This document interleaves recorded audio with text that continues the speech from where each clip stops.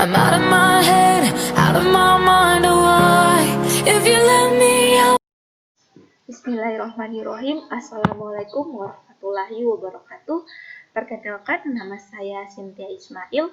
Saya mahasiswi semester 3 jurusan Pendidikan Guru Sekolah Dasar Universitas Negeri Gorontalo. Kali ini saya akan mempresentasikan materi tentang organisasi kurikulum. Langsung saja pada pengertian organisasi kurikulum. Menurut Ansar 2015, organisasi kurikulum merupakan susunan komponen kurikulum seperti konten, kurikulum, kegiatan, dan pengalaman belajar yang diorganisasikan menjadi mata pelajaran, program, lesson, topik, unit, dan sebagainya untuk mencapai efektivitas pendidikan. Nah, jadi organisasi kurikulum merupakan konsep dasar awal untuk mengembangkan materi-materi kurikulum tersebut. Seperti materi pelajaran, seperti isi kurikulum, melalui organisasi kurikulum tersebut dapat menentukan arah pengembangan kurikulum selanjutnya, terutama dari sudut pandang standar isi atau standar konten. Nah, materi-materi pelajaran apa saja yang ada diolah sebagaimana bentuknya, serta diberikan pada siswa dengan pendekatan maupun metode seperti apa. Dengan pembentukan organisasi kurikulumnya matang, tentunya akan mendapat hasil capaian yang lebih baik. Selanjutnya ada tujuan organisasi kurikulum. Yang pertama yaitu mempermudah peserta didik dalam mempelajari bahan ajar. Yang kedua, mempermudah siswa dalam melakukan kegiatan belajar. Yang ketiga, mempermudah siswa mencapai tujuan belajar secara efektif dan optimal. Nah, kurikulum merupakan rencana untuk keperluan pelajaran anak. Maka bahan pelajaran harus dituangkan dalam organisasi tertentu agar tujuan pendidikan dapat tercapai. Organisasi kurikulum dimaksud untuk memudahkan anak belajar dan organisasi kurikulum bertalian erat dengan tujuan pendidikan yang akan dicapai. Selanjutnya ada jenis-jenis organisasi kurikulum. Yang pertama yaitu subject center kurikulum atau kurikulum berdasarkan mata pelajaran. Nah, kurikulum ini bertujuan agar generasi muda mengenal hasil kebudayaan dan pengetahuan umat manusia yang telah dikumpulkan sejak berabad-abad, agar mereka tak perlu mencari dan menemukan kembali apa yang telah diperoleh.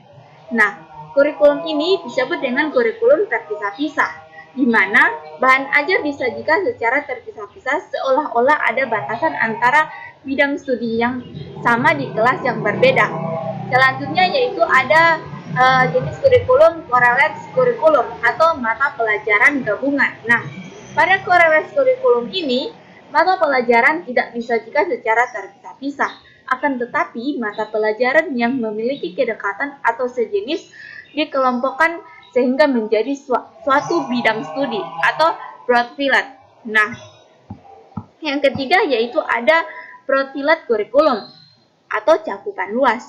Nah, broad field kurikulum ini yaitu tercapai agar gabungan yang nyata, maka perlu adanya integrative trends dan focusing center berupa tujuan prinsip-prinsip umum, teori atau masalah masyarakat dan kehidupan yang dapat mewujudkan gabungan itu secara wajar.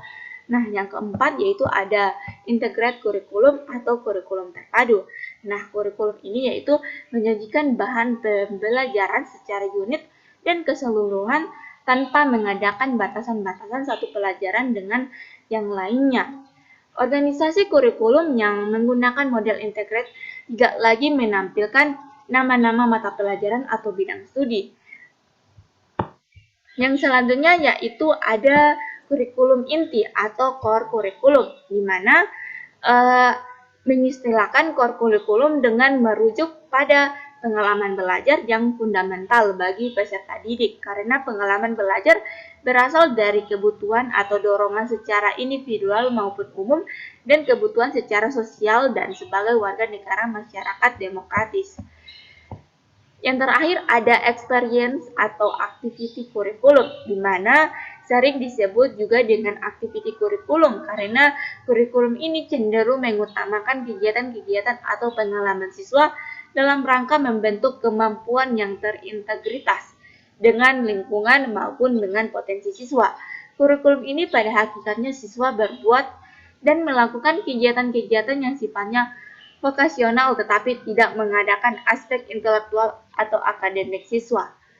Nah, sekian presentasi dari saya, lebih dan kurangnya saya mohon maaf. Wabillahi taufiq wal hidayah. Wassalamualaikum warahmatullahi wabarakatuh. Terima kasih.